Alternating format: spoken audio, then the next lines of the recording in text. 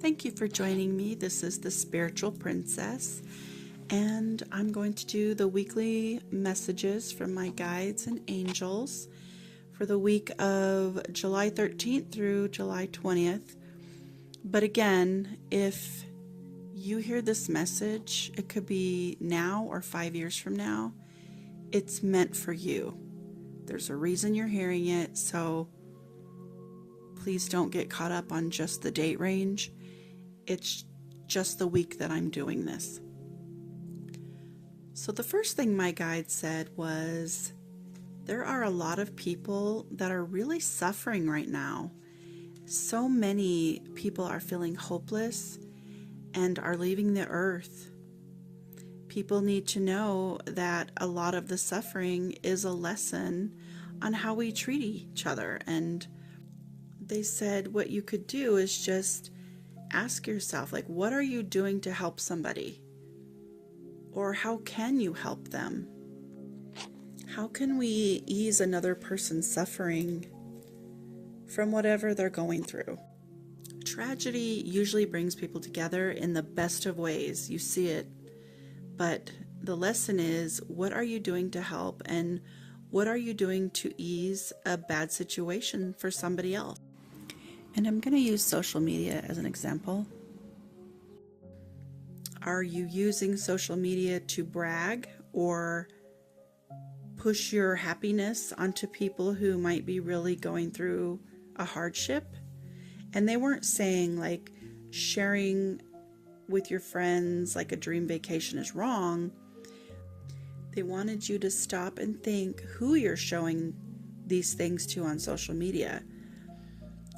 If you know someone just lost a job or is getting a divorce, maybe showing off how much you spent on a new home, car, vacation, or how wonderful your husband is, it might hurt somebody.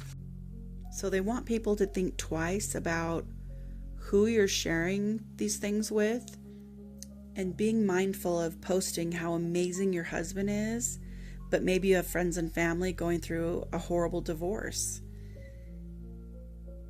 That would be kind of a tacky move to post how happy you are with your husband when somebody you know closely, that they're just suffering because they're going through a horrible divorce.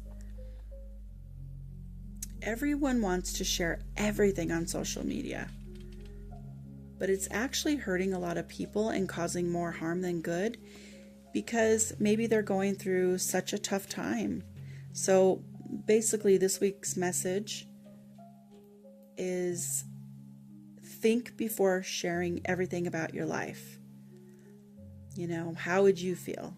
Just think about, how would you feel if your husband just walked out on you, but your closest friend is posting how great their husband is, or how they surprised them with a dream vacation? You would feel bad. And if someone is already in a dark place, you could actually push that person over the edge.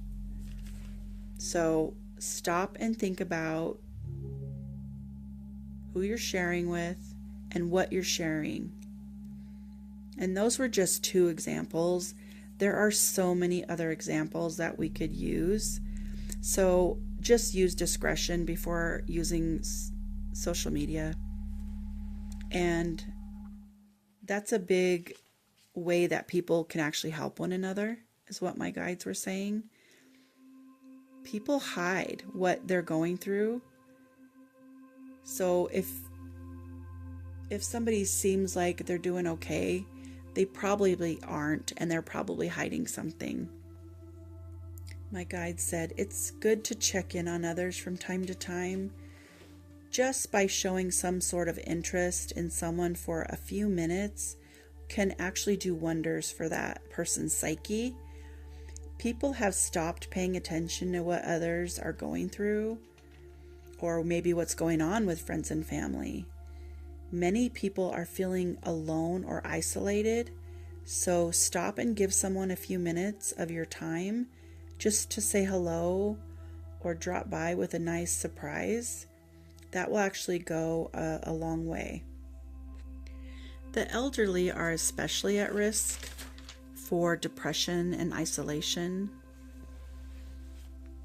But if someone seems to have gotten quiet or doesn't seem like themselves, please reach out and check on them.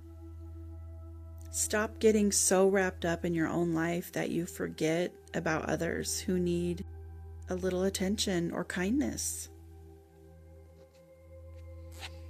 And I thought of some things that maybe people can do real quick. Like you can send a quick text or maybe a meme to somebody. Start a group chat with your friends or family and check in with them once a week. You can schedule like a regular video call, a Zoom call. Even leave a kind voicemail if somebody doesn't answer. And for the elderly, maybe mail a handwritten note or a postcard, because they really like that and it feels nostalgic to them.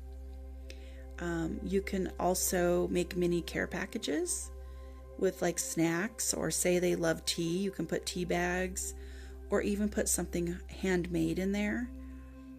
Drop off baked goods. I do this for my neighbors because they help out with a lot of things around here.